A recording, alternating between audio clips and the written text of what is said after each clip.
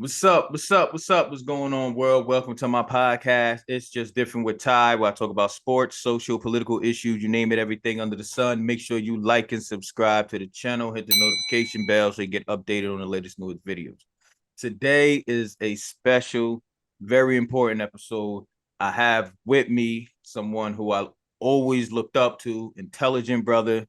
I'm interested in getting his insight on this topic about affirmative action and other things. Frank M., welcome to the show. Pleasure What to up? have you here. you, You you want to know, dive right in, man, and hear what I think? yeah. We're gonna dive right in. We're gonna talk about affirmative action. And for those that haven't been paying attention, watching TV or what to find out what's going on with the Supreme Court, where they just overruled affirmative action after all these decades, basically making it illegal for college to basically rule just on the basis of race. And a lot of people have their own opinions about that. Frank M., my big bro, being one of them, he's gonna he I just want y'all to listen, man. I want y'all to listen and pay attention. Like I say, he's very insightful, intelligent. Frank, floor is Well, yours. the conservatives got what they wanted. They packed the Supreme Court with right-wing thinkers, and what they did was they eliminated a program that was beneficial not only to minorities but beneficial to America. And the way they did that was they spent years, decades of framing affirmative action as a program for underqualified minorities, which is not true. It is actually a program used to close the gap with qualified minorities. For years, schools, jobs, institutions that just didn't hire black people or just didn't admit black people. All right. So what this program did was it found qualified blacks to do certain jobs. Example, this was pre-affirmative action, but an example of that would be like the Tuskegee Airmen. They decided to get qualified black people to become pilots. There was a time when they didn't believe that blacks could become pilots. So what the Republicans have done and what conservatives have done is they framed the argument that if there's 15 people at a job and 12 are white, one's an Hispanic lady, and two black men, that somehow that Hispanic lady and those two black men stole their job, not the 12 white people, because they're under the assumption that the whites are always qualified. They discount legacy admissions, they discount nepotism, cronyism, connections. None of that counts. They believe that every white person has a job or has a position from qualifications, and that every black person is an affirmative action minority hire of an underqualified person, which is simply not true. Mm, And mm, if you think about it, from 1865 to about 1874, there was a period called Reconstruction, where black people had their full set of rights. They got congressmen, they owned businesses, they bought stores, they created towns. That's because the playing field was leveled. And then from that period to 1964, we lived in what we called Jim Crow. Not just Jim Crow in the South, but redlining in the North, denying World War II veterans access to full GI benefits. That created an unlevel playing field for white Americans for about 80 years. And then while they were battling for the Civil Rights Act and trying to get it passed, quite frankly, white American conservatives hoodwinked African Americans. And the reason they did it was they changed it from African Americans to minorities. And mm, Jim says, we can't give these guys these rights. And he says, listen, we're making it for minorities. Guess who's a minority? Your daughter. So take your construction company, change it from Welch and Son to Welch and Daughter. Now it's a minority company, and the same people get the same business, but they meet their minority quota. That was the first mistake that African Americans made, letting themselves be framed into minorities. Our plight is not the same as the Irish, not the same as the Chinese, not the same as the natives. Ours is unique because we have no homeland. So these affirmative actions and the rights that we needed should have been for African American descendant of slaves, not for minorities. Mm. Yeah. Frank, I appreciate you. Look, I'm not gonna, and I agree with you 10,000%. When I looked at it first, when I was seeing it, I was looking at it. I'm not gonna lie. I didn't look at it going back into history, although I should have. I just looked at it in the present, in a more simplistic way. I looked at last year, I believe, Harvard, because they had Harvard and University of North Carolina, as the schools, Ironic, huh? ironic, University of North Carolina was built by slaves. Exactly. Exactly. So was Harvard, yeah. So I looked at it and I said, okay, um, when they elected what's her name? I can't think of her name. The black woman to be the like the dean at Harvard, the first black woman to be dean in in the school's whole institution. And I looked at that, and then I was hearing stuff about the Supreme Court and what if they wanted to do at that time, and I'm like, okay, so I looked at it in a simple way. Well, All right, Ty, so she's gonna take the downfall for when this happens, and they're gonna look at her and go, "Well, you had a black dean, y'all could have." That's how I looked at it. what happens is, Ty, people often mistake change for progress. Okay, here's change. The NBA went from an all-white league to a majority black league. Would you agree? Yes.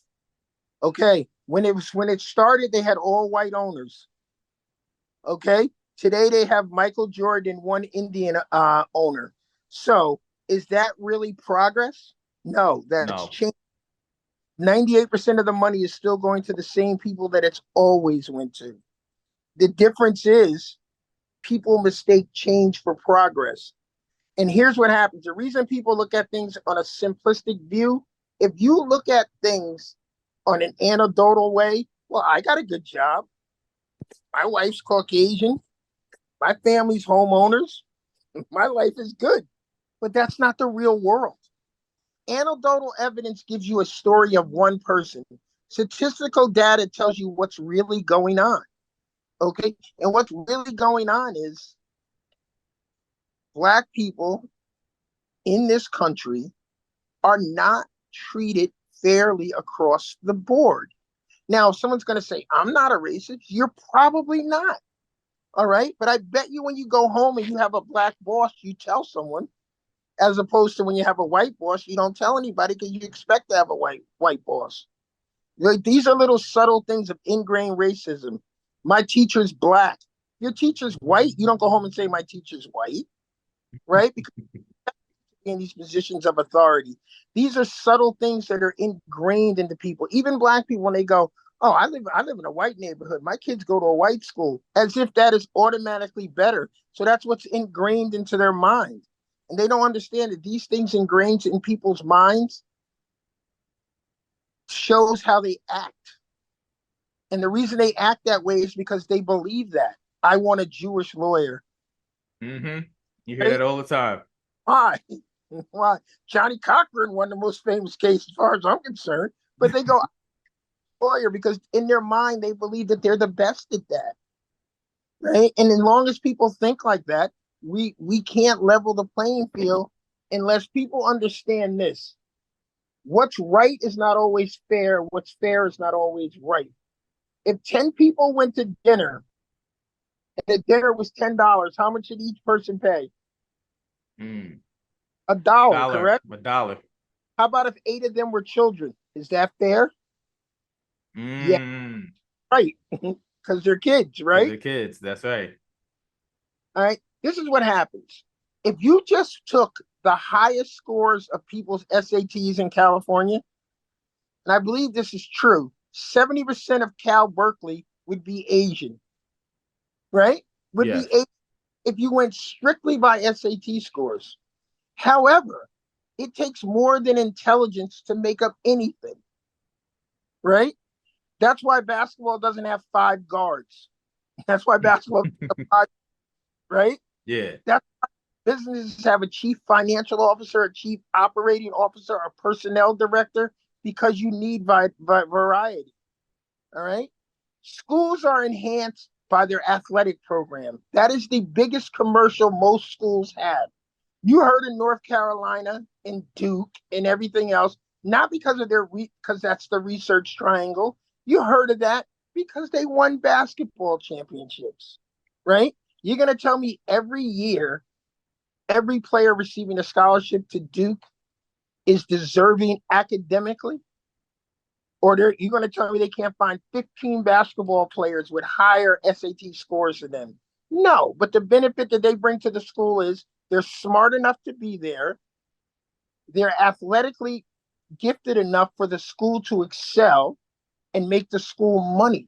So they'll accept them with slightly lower SAT scores, or they'll accept them where they may not be qualified and give them extra tutors because they enhance the school through their athletics. Minorities and women enhance every environment they're in because they bring a different perspective. I'll give you an example. Walmart, they put out Juneteenth ice cream. I heard. Offensive. And the reason why they probably did that, Very offensive. no one black in the room that said, dude, that's a terrible idea. That's a terrible idea. Right? Yes. Terrible idea. Very. I'm years old. I grew up where there was a President's Day sale, a 4th of July sale. You could have a Juneteenth sale, but it is insulting to name Rocky Road's ice cream Juneteenth ice cream.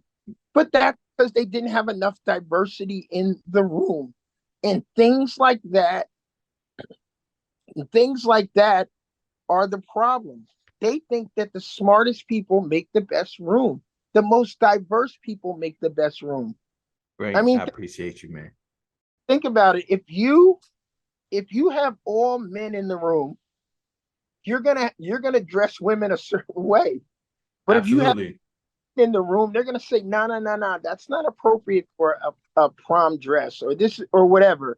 They can add some input or this color or this whatever. Perfect example, Magic Johnson when he teamed up with Starbucks. Starbucks. Yeah. He says we're gonna put some Starbucks in the hood, but he goes, listen, most people I know don't know what scones are and they don't eat scones. So when you go into that market, you don't sell scones because it's not gonna sell, which is fine. And that's just a marketing ploy, and that's understanding demographics. It would be unfair for Asians to go to a school that's 70% Asian when the world's not 70% Asian.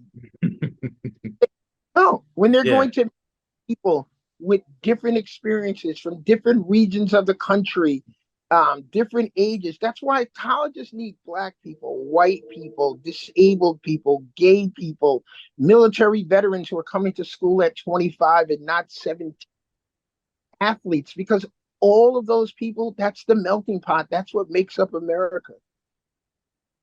Right? That's right. Oh, race shouldn't be a factor. Of course it should be a factor. And it shouldn't be a deciding factor.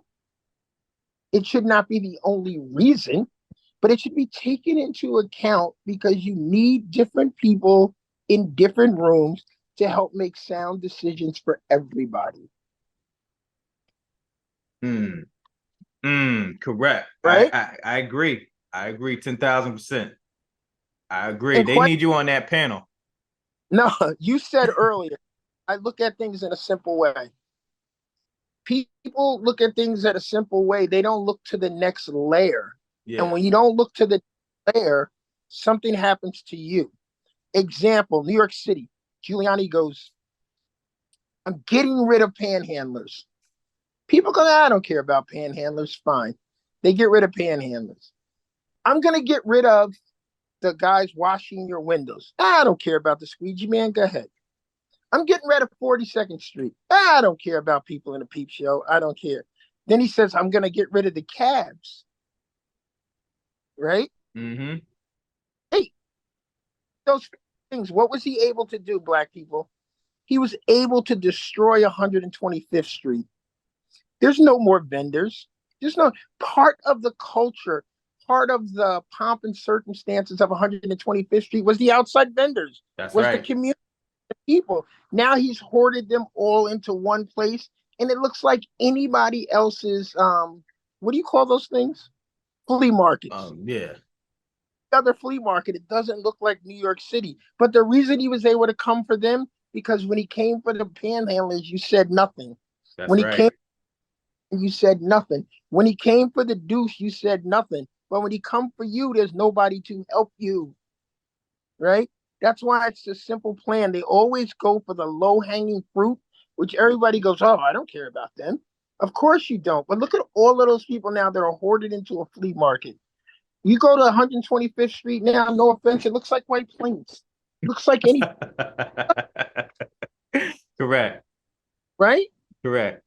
Now it's corporate and homogenous. It could be anywhere, right? It could be That's right. anywhere. That's right.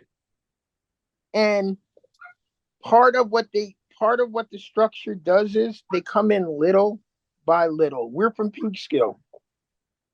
They sold crack 10 feet from the police station, next to a church and across the street for a school for years. That's right. That wasn't an accident. That was by design. Because you know why? Now you can't find crack dealers in their condos across the street. Okay? Mm-hmm. All right. That's That's part of a right. part of the plan is to move minorities out of valuable pieces of property.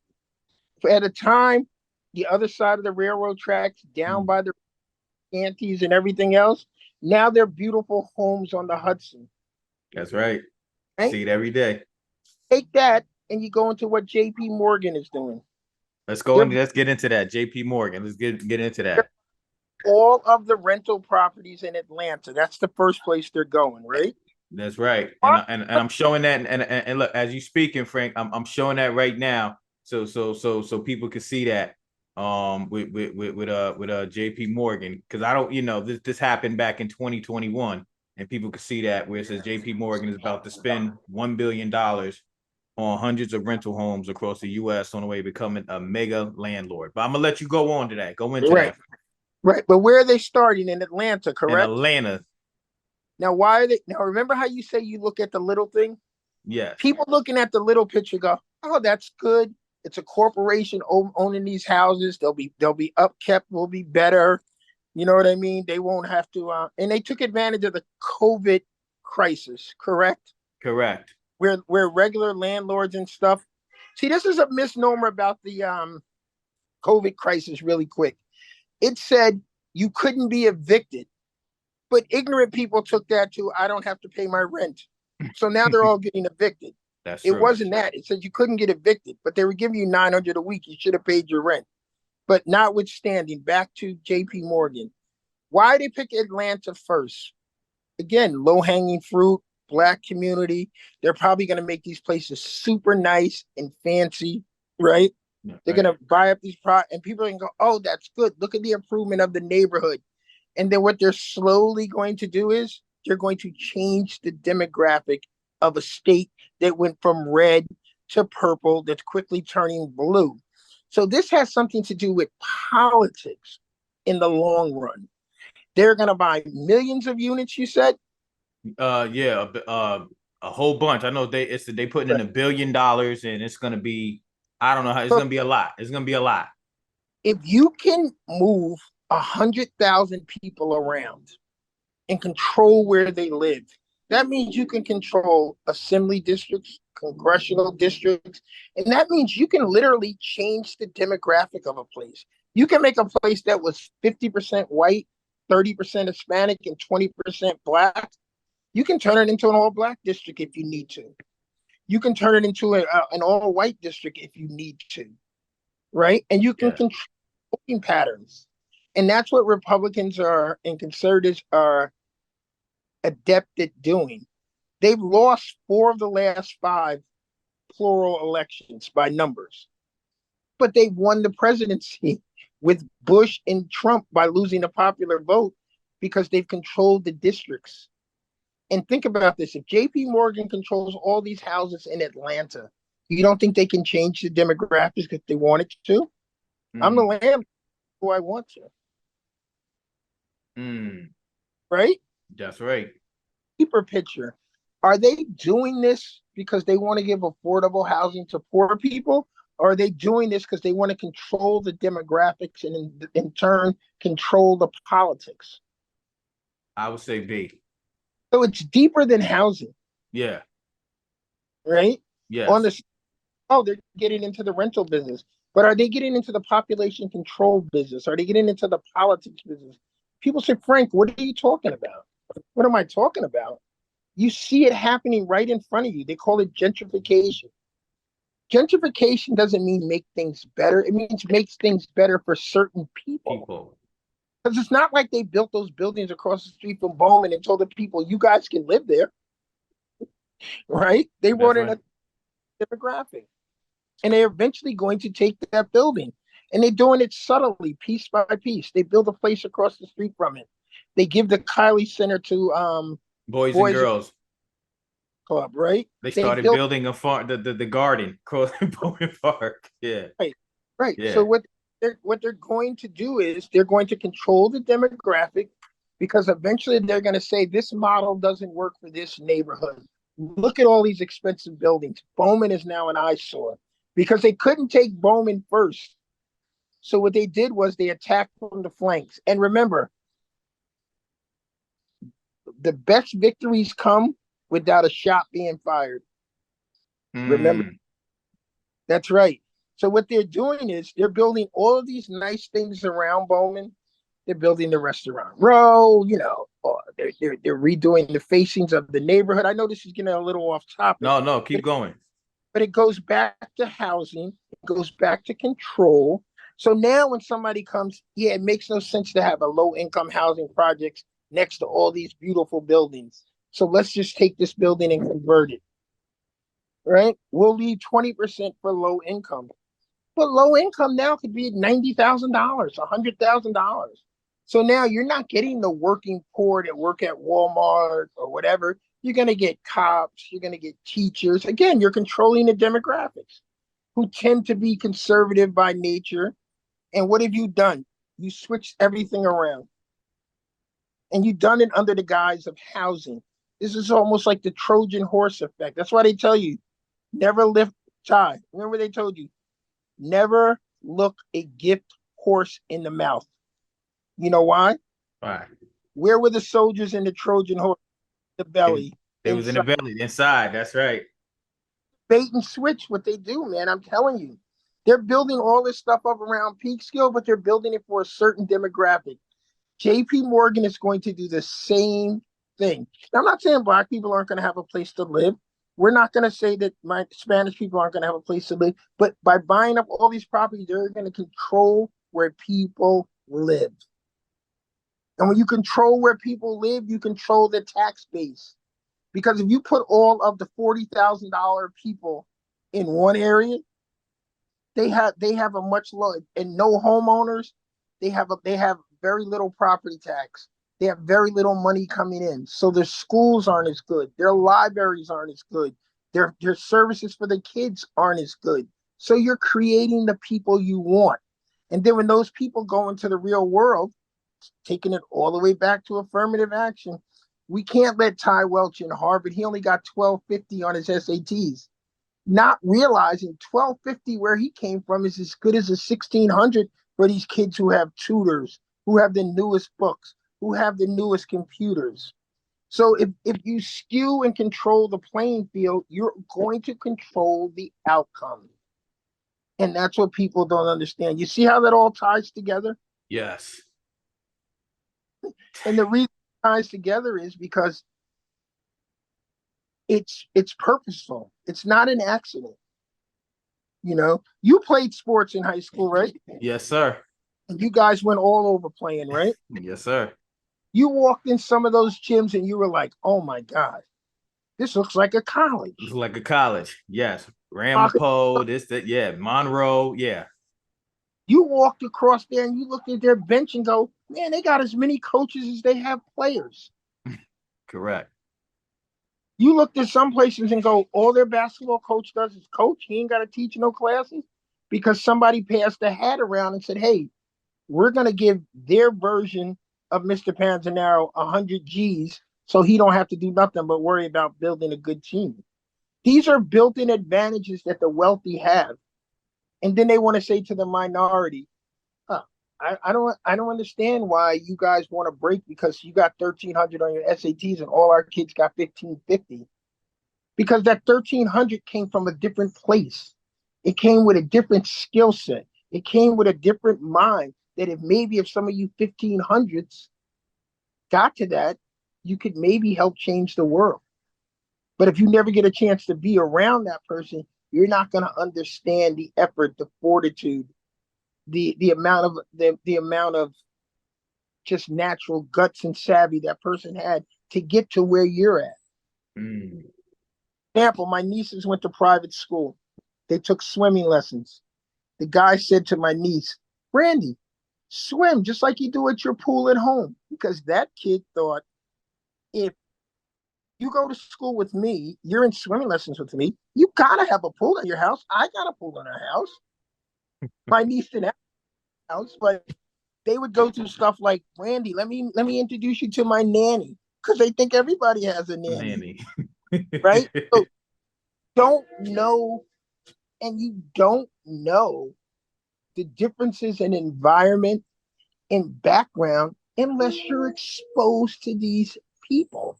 Now, my sister had to pay for private school like everybody else, but let's just say that was the elite high school in an area.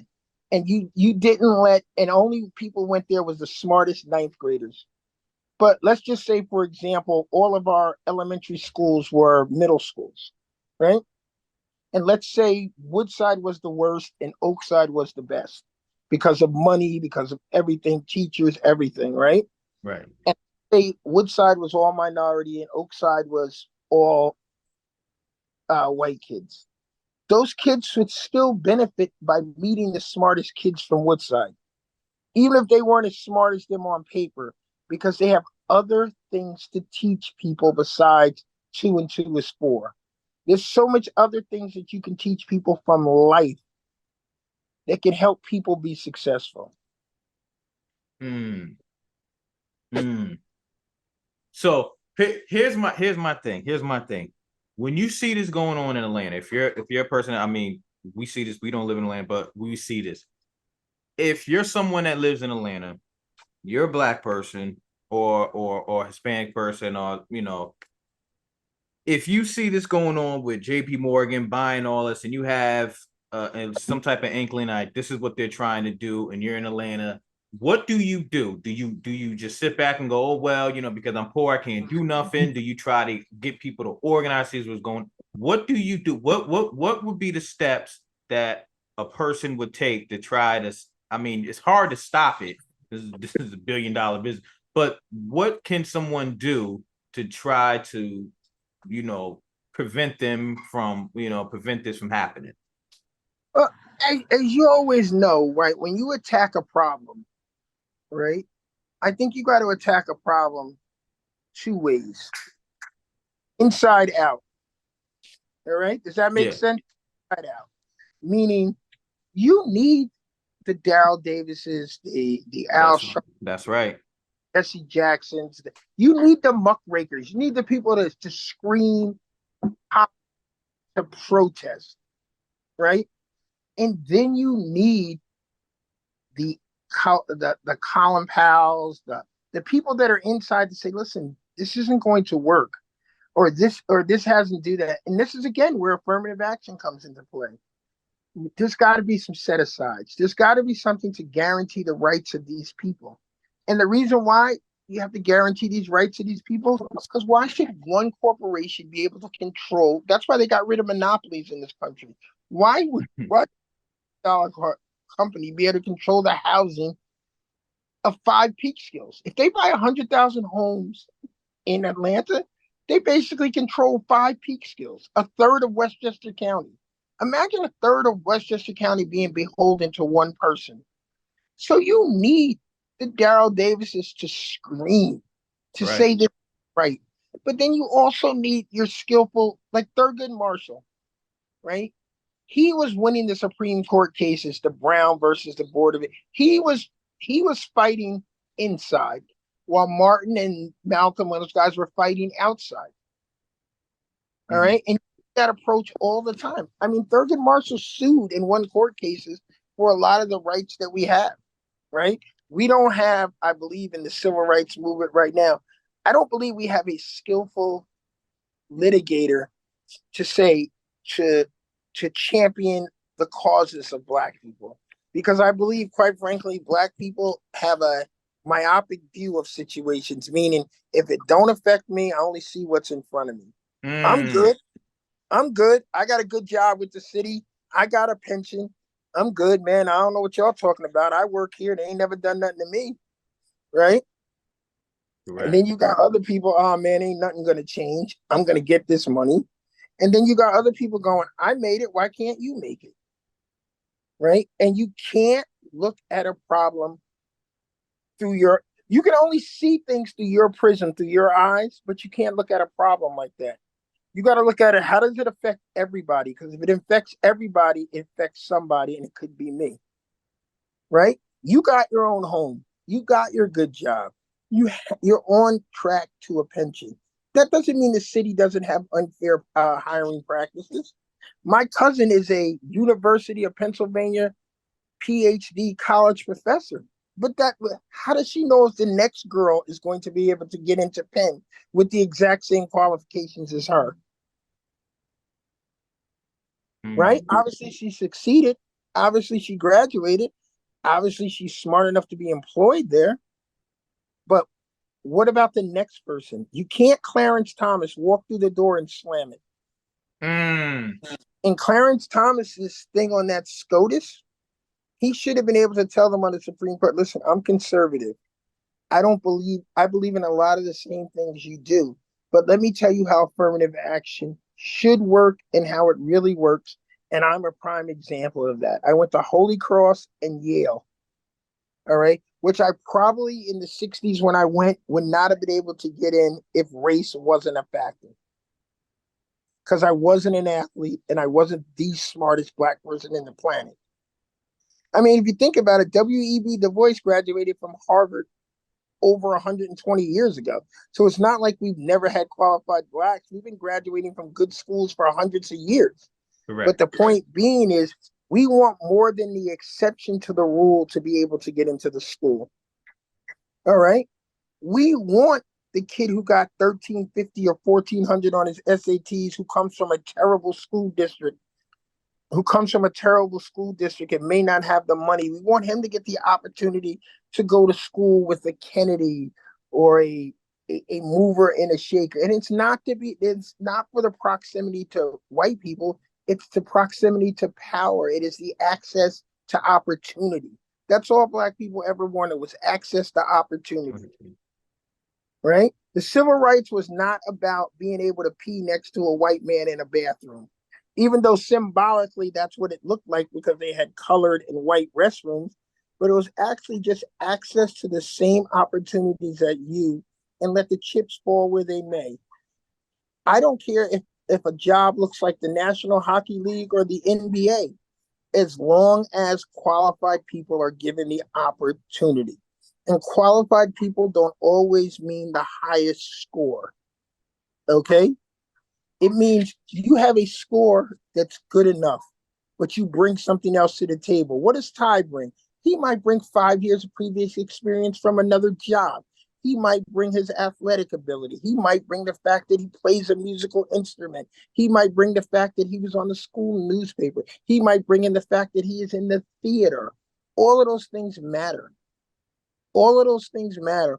All of those things make up a good, diverse environment. Oh, And right, if you man. control the housing, remember this, if you control the housing, you control who lives there. And if you want to control who lives there, you can control the demographic. Mm. I mean they did that forever. I mean, in the 50s and the 60s, black people couldn't live in certain neighborhoods. And the banks knew it, and that's where the so-called redlining came from. No blacks in here, and we don't make loans outside of these red lines, right? That's right.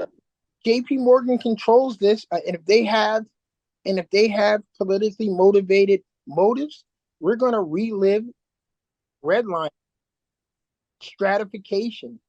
And that's what the world has become anyway, certain levels, right? If you reach a certain level, you're not a minority anymore, right?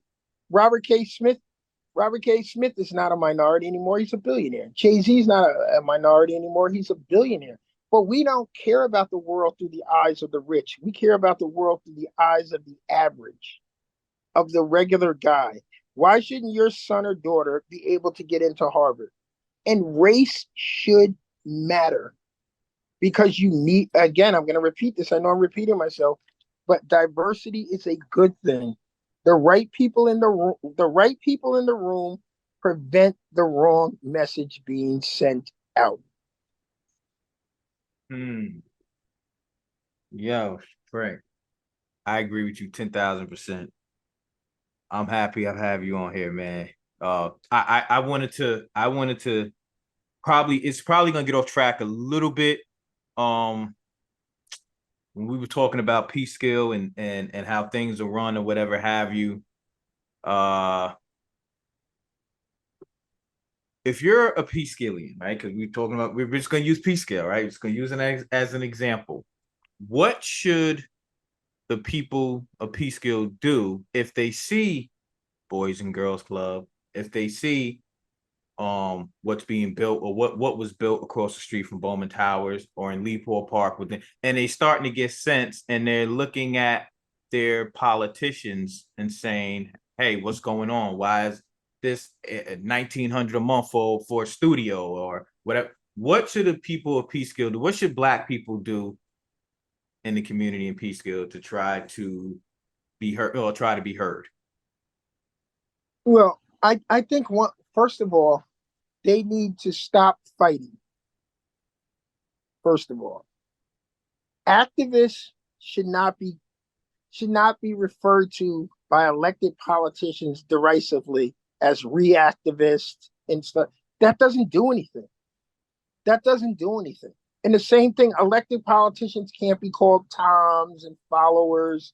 First, we got to stop infighting. And second of all, are we trying to save Bowman, save Kylie Center? Because if you're trying to save the Kylie Center, I believe that ship and sailed, right? And I think a lot of times we are not unified in what we want to attack. Meaning, if the idea is to save Bowman Towers, or it's not even to save Bowman Towers, I think again, the way they're going to frame it is they're moving out low income housing in people, right? Right. They're going to have people saying, we don't need to house, because this is how they frame it. Peekskill has to house all of the poor people in this end of Westchester because there's no Bowman Towers in Croton, there's no Bowman Towers in Yorktown, but there's low income housing everywhere. That's right. Right?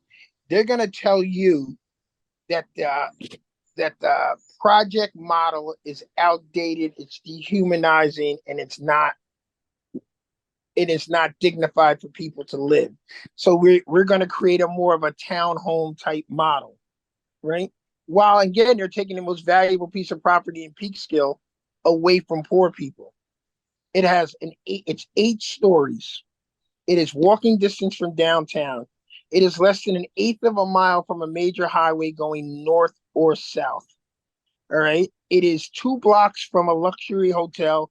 It is a mile and a half away from another hotel, and it's an eighth of a mile from a hotel of walking distance. It's across the street from a school, and it's next to the Boys and Girls Club. And So a it is the police precinct and a Riverview. Riverview. valuable piece of property in Peekskill. Turn that into luxury homes. Mm. And unfortunately, that ship been sailed because Peekskill, Black community right now, I believe we're third. I believe it's Hispanics, whites, and Blacks, right? And of the third and the percentage of the population we're not even united. We're a town this small and we have at least 3 black churches. We can't even unite on a day of worship. So I think the option is that the people who live in these places and live in these neighborhoods, they better prepare themselves for when the move comes. Right now, what they need is preparation because they're going to get shipped off to Beacon. Now, I don't even maybe not even Beacon anymore. Yeah, Maybe not it's even Beacon. as far up as Hudson now. They used to ship them to Yonkers and Beacon. Now they're going to now there's no telling. They're going to be shipped to Yonkers and maybe as far up as places like Hudson and I said it, not to cut you off. I said this 2 years ago, and I put it on there, and a few people hit me up and they said, "I guess you're right." I said that the plan is to not have no poor people, right? Black people anywhere near any Metro North spots, train stops. So the first spot is going to be Middletown. The last stop is Poughkeepsie at Metro North stop north, but Middletown, Syracuse, we gonna be up there. Queensbury, all these Yep. deserted upstate towns, they're Yep. going to move to, and a lot of these people are dependent on the system. So if the system tells them that's where they go, they're going to go. They're going to go, and it's unfortunate, but they're going to ensure that people with money got a place to live. All right, they can't afford Croton and Scarsdale and Bronxville anymore, so we're going to give them Peekskill and Austin and Beacon. Mm-hmm. And they are. And then pretty soon they're gonna go all the way up. They're gonna go all the way up to Hudson and everything else, and they're gonna build one of those trains that can go back and forth. And Manhattan's gonna be the epicenter, and Westchester's gonna be their playground. Mm. Remember, Queens used to be where the affluent people lived 70 years ago. Then they moved out to Long Island, and they moved up to Westchester. Now they're gonna move. Now they're moving up to Dutchess, like you said, and that they're not going to be on that train line that goes to the city. So what I think what people need to understand is conservative people have framed every single thing to benefit poor people as a gift or welfare. And people who care about people and want the people on the bottom served and helped and people from disadvantaged situations given an opportunity have not framed their argument correctly. Example, defund the police. That sounds negative. What they really meant was refund the money, change the allocations. Just don't give them money for guns, bullets, and shields. Give them money for training and de escalation and preventive measures and mental health. But to frame it as defund the police, you sound dumb. So anybody hearing that without doing any research is going to go, who wants to get rid of the police? They need the police in the ghetto more than anything. These people are retarded. I mean, excuse my language, but they Yeah. sound dumb. And that's the problem with people who care about people. Their passion is in the right place, but they're not skillful fighters. They don't understand this, right? They want to do a peaceful protest, but they can't. No justice, no peace. And then people start rioting. That's not going to help you. Your branding is terrible. Because you know why? Think about this. People celebrate after a hockey game or a football game by rioting. They literally tip over cars, That's right. burn couches, and everything else, but it's framed as a celebration, so it's not looked upon negatively. People are protesting cops, but it's framed as a riot, so it's looked upon negatively. People who care about the poor, who care about minorities, who care about gays, who care about children, they have terrible branding. Think about this. On gay rights, they let drag queens lead the way. Are you serious? Think about it. On police brutality, you lead the way with defund the police. If a person's not intelligent, they're going to say that's stupid. So the first thing that black people need to do, the first thing that people who progressive people need to do is they need to change their branding and frame the arguments where a person who just reads a newspaper headline or just hears a clip on the news can feel their plight.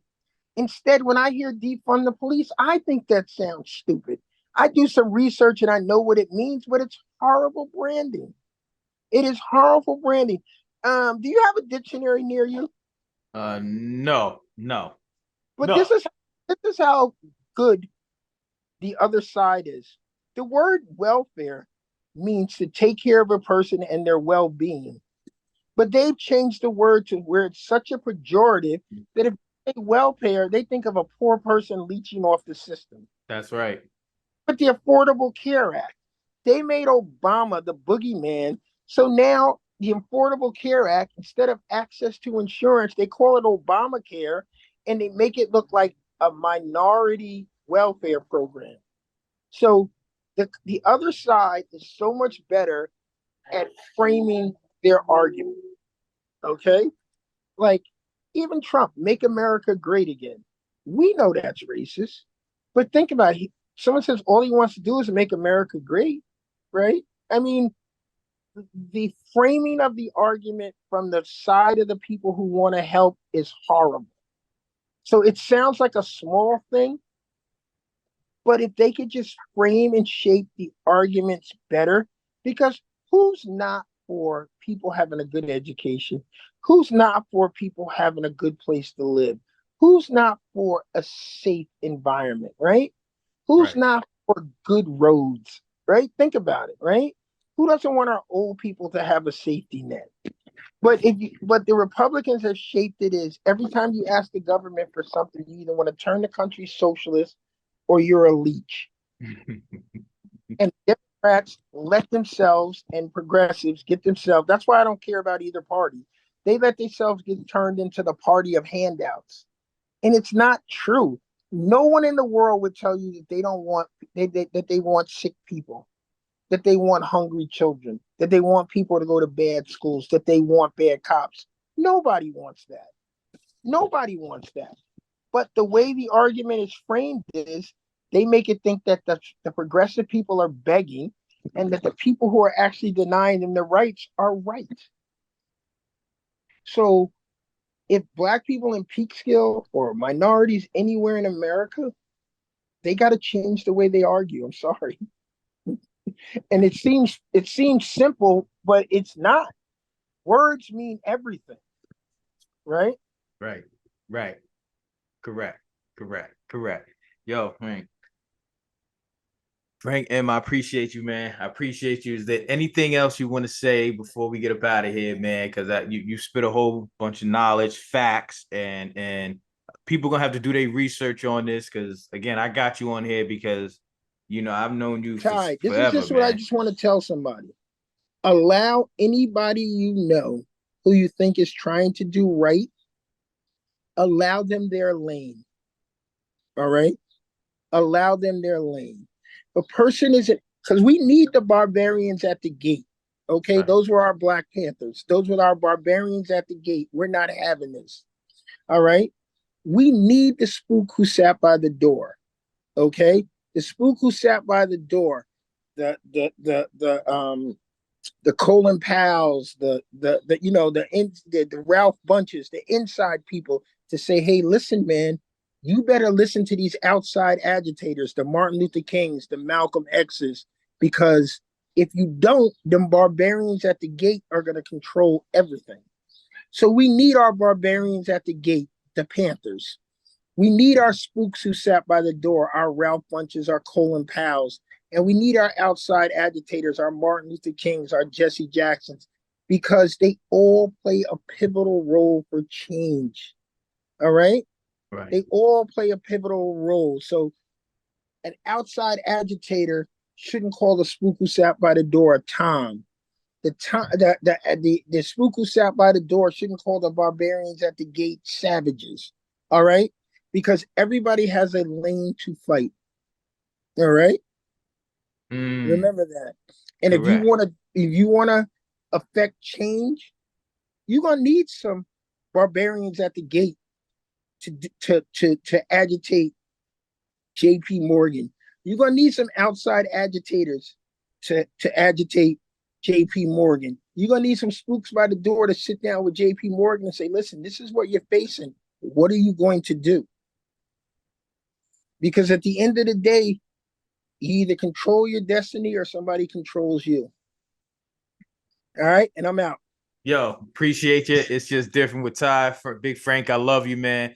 And keep we're gonna connect and talk, man. So All I right. appreciate you and love you. All right. Later. Later.